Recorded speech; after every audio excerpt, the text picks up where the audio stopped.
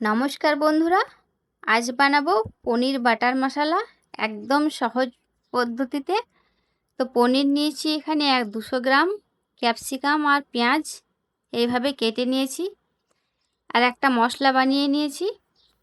তাতে নিয়েছি 2টো পেঁয়াজ, 1 ইঞ্চি আদা, 4 কোয়া রসুন, 6 থেকে 7টা কাজু বাদাম, একটা বড় সাইজের টমেটো, 1 চামচ জিরে, 1 চামচ কসুরি মেথি, একটা তেজপাতা, গোটা গরম মশলা সব একসাথে ভেজে এটাকে ঠান্ডা করতে দিয়েছি। তারপর এটাকে বেটে নেব।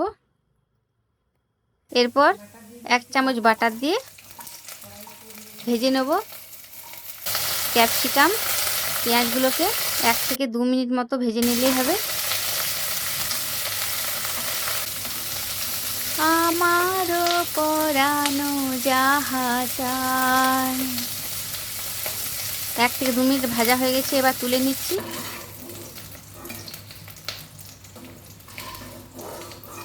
এবারে পনিরগুলোকে একই রকমভাবে ভেজে নেব।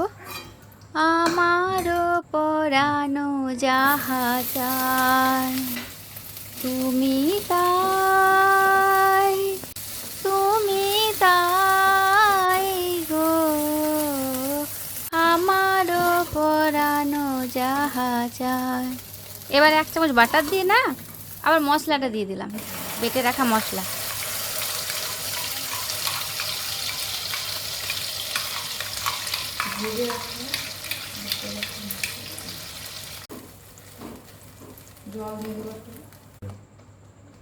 এবারে পরিমাণ মতো লবণ আর চিনি দিয়ে দিলাম। একবার নেড়ে নিচ্ছি। এবারে ভেজে রাখা পনির, ক্যাপসিকাম আর পেঁয়াজ দিয়ে দিলাম।